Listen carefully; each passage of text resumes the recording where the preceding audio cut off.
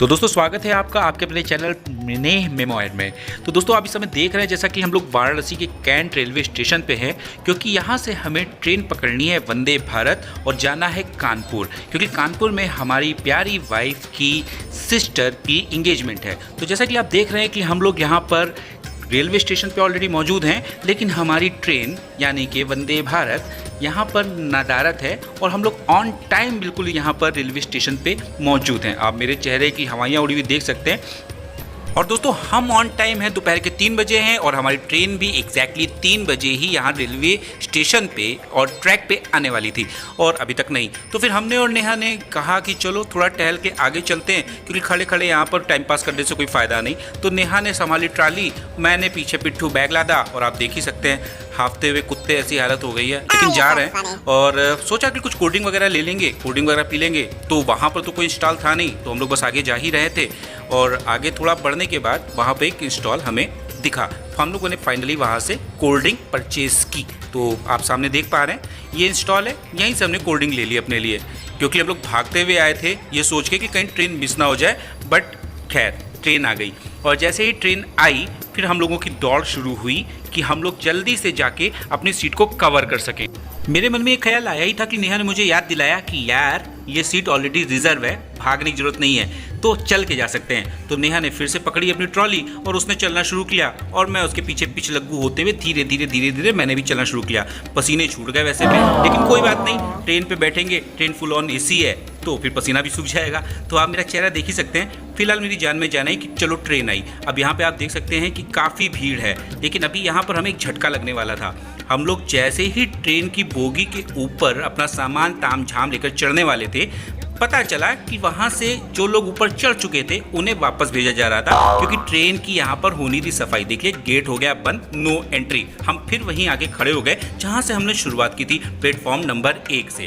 और आप देख सकते हैं कि अभी ट्रेन के अंदर सफाई चल रही है और कम से कम 20 से 25 मिनट यहाँ पे और लगने वाले। अब हो गया मूड खराब और जितने भी लोग बेचारे अंदर चढ़ने के लिए थे वो सब बाहर खड़े होकर वेट ही करते रहे। लेकिन उसके बाद ये हुआ कि फाइनली सफाई हो चुकी थी और लोगों ने चढ़ना शुरू किया और उसके बाद फिर चढ़ने पे हमारा भी नंबर आया। खड़े खड़े हालत तो संट हो गई थी, लेकिन फिर भी एक उम्मीद थी कि अंदर जाएंगे तो थोड़ा सा रिलैक्सेशन मिलेगा। फिर नेहा ने अपना बैग लादा पीछे से, मैं भी हो लिया उसके साथ और बोगी के अंदर हम लोग गए। और आपको देख सकते हो, आप नज़ारा देखिए यार, ये ट्रेन अपने आप में बहुत ही खास है। खैर मैंने ऊपर अपना बैग रखा, फिर नेहा ने मुझसे कहा इसका मुझे ईयरफोन निकालना है, ये बैग यहीं रख लीजिए।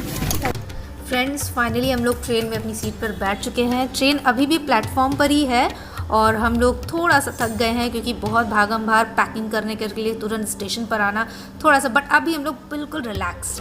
अब ये तो रिलैक्स हो गए, लेकिन इनको क्या पता कि मेरे को हल्का होना था और मैं पूरी तरह से रिलैक्स नहीं था। तो फिर मैं उठ के गया सीट से और मैं गया बाथरूम के अंदर, मतलब वॉशरूम के अंदर। और देख सकते हैं वाह कितना साफ सुथरा स्टील का वॉशरूम, इको फ्रेंडली फुल्ली, और फ्लश करो तो फुसफुस की आवाज़ भी आती है। मतलब जन्नत जैसा माहौल था, बाहर आने का मन नहीं कर रहा था, मगर पूरा सफ़र मुझे वॉशरूम के अंदर कैद होकर नहीं काटना था और ज़्यादा देर अपनी बीवी को मैं अकेला छोड़ भी नहीं सकता था। इसलिए मैं निपटा और वापस आकर अपनी जगह पर मैं बैठ गया और ट्रेन भी तब तक चल चुकी थी वाराणसी स्टेशन से कानपुर स्टेशन की ओर। तो यहाँ आपको देख के लग रहा होगा कि ये नेहा को क्या हुआ, आखिर ये इतनी गमज़दा क्यों लग रही है। ये अपने पुराने दिनों को याद नहीं कर रही, एक्चुअली इसको जुकाम है। तो इसने क्या किया, अपना मुंह ढक लिया, ये सोच के कि कहीं इसके पति देव भी इन्फेक्टेड ना हो जाए और वो भी नाक सुलगते नजर ना आए। खैर यहाँ पर चाय आ गई और आप सामने देख सकते हैं खाली कप उन्होंने सामने चाय का रखा। तो मुझे ये लगा कि यार ये खाली कप, इसमें चाय तो है नहीं, पीऊँगा क्या। खैर ट्रेन भी अपनी फुल स्पीड फुल फॉर्म में आ चुकी थी और इसका नाम जैसे वंदे भारत एक्सप्रेस है, तो उस नाम को सार्थक करते हुए इसने फुल ऑन स्पीड पकड़ ली। तब तक मुझे ख्याल आया कि मेरे फ़ोन का जो है यहाँ पे बैटरी डाउन हो रखी है, तो आगे का सफ़र कटेगा कैसे।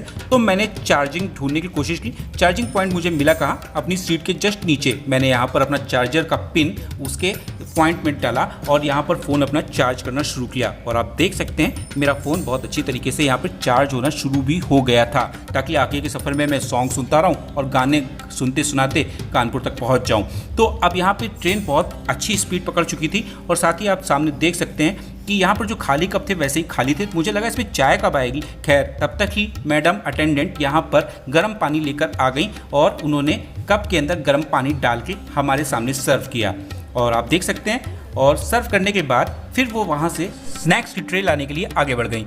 और आप देख सकते हैं स्पीड कभी धीमे कभी कम, और इस तरह से रास्ते पे ट्रेन जाती रही। खैर मैडम वहाँ से हमारे लिए इंस्टेंट कॉफ़ी, इंस्टेंट चाय का 2 पाउच लेकर आई और उन्होंने हमें स्टिक्स पकड़ा दी ताकि हम उसको गर्म पानी में डाल के अपने लिए इंस्टेंट चाय तैयार कर सकें। ये जिम्मा हमेशा की तरह नेहा ने उठाया। वो घर में भी चाय मुझे बनाने नहीं देती तो यहाँ कैसे बनाने देती। उसने पाउच खोला और लग गई चाय बनाने के लिए। आप देख सकते हैं ये मेरा पहला अनुभव था इंस्टेंट चाय पीने का। मुझे पता नहीं कैसा था, कैसा लगेगा, ये मैं सोच ही रहा था कि इसने यहाँ पर पूरा पाउच जो है कप के अंदर खाली कर दिया और चाय मेरे लिए तैयार कर दी। तो आप देख सकते हैं, और देखने में तो कुछ अच्छा लग रहा था, कलर भी बिल्कुल ओरिजिनल चाय की तरह ही था। अब बात ये थी कि इसको पी के कैसा फील होगा। तो खैर नेहा ने यहाँ पर चाय को मिक्स करना शुरू किया पानी के साथ। तब तक हमारे लिए यहाँ पर नाश्ते की ट्रे भी आ गई थी जिसमें बहुत सारी चीज़ें यहाँ पर थी। और जैसे कि आप देख ही सकते हैं नेहा यहाँ पर जो है सैंडविच का पैक खोल रही है। उसके साथ यहाँ पे फ्रूट जूस था, उसके साथ यहाँ पर और भी बहुत सारी चीज़ें थी जो खाने योग्य थी और काफ़ी पैसा वसूल थी।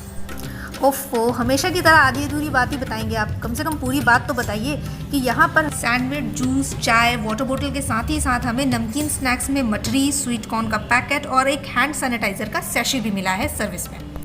और ये ब्रह्म ज्ञान देने के बाद मैं तो हक्का बक्का रह गया और ये मैडम सो गई।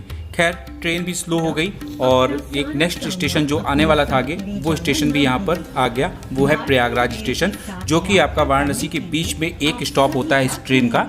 वहाँ पे ट्रेन थोड़ी देर के लिए रुकी क्योंकि जो प्रयागराज का जो वाराणसी से बैठे हुए प्रयागराज तक जाने वाली जो सवारी थी उसको वहाँ पे उतरना था। तो ट्रेन थोड़ी देर के लिए वहाँ रुकी। हालांकि प्रयागराज के लिए बहुत ही ज़्यादा यहाँ पर सवारियाँ नहीं थी क्योंकि वो दिन छुट्टी का दिन था जिस दिन हम सफ़र कर रहे थे।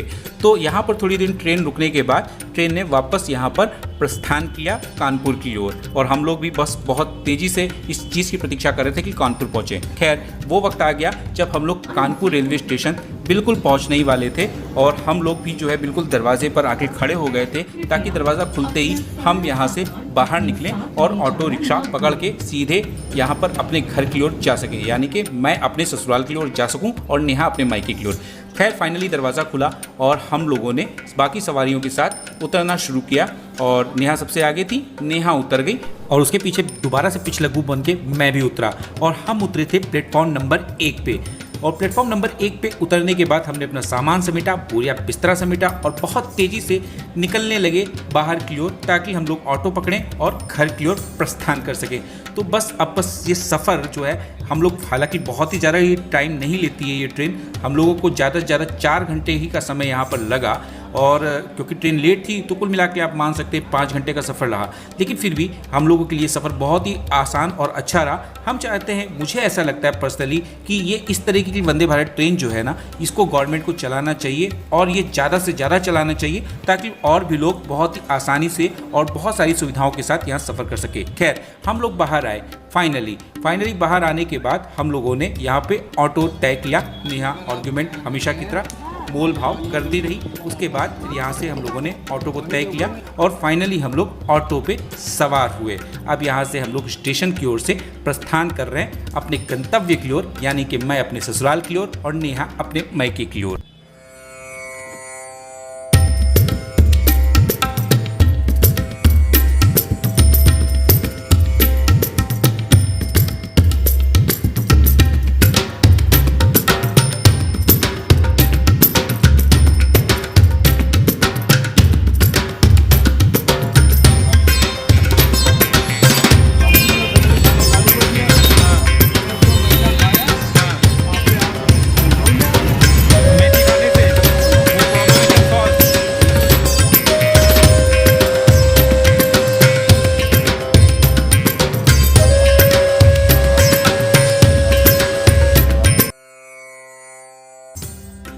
तो दोस्तों हम लोग थके हारे फाइनली घर पहुंच गए और बीच का कुछ शूट नहीं कर पाए, उसके लिए हम क्षमा प्रार्थी हैं। तो ये जो इंसान तंबूरा लेके बैठा है, टिनिंग टिनिंग कर रहा है, ये इसका नाम है सुमित और ये मेरी जो वाइफ है उनका मुंह बोला भाई और मेरा साला कम दोस्त है। ये तंबूरा लेके बैठा हुआ था, मैं लेने लग गया इसकी फिर। मतलब बजाने वाला इतने बड़े नाखून हो रखे हैं तेरे, अभी भी तेरे को उसकी जरूरत है? प्लेटफॉर्म पे लाना पड़ेगा, बेइज्जती करो। अबे तो इतने बड़े नाखून है, उसी से घिसो ना। अरे घिसने से बजने लगे तो हो चुका यार तुम मतलब टूट जाएगा। तो बजाओगे कैसे इसको बैठ के फैशन फोटो खिंचवाओगे? बस ऐसे बजेगा।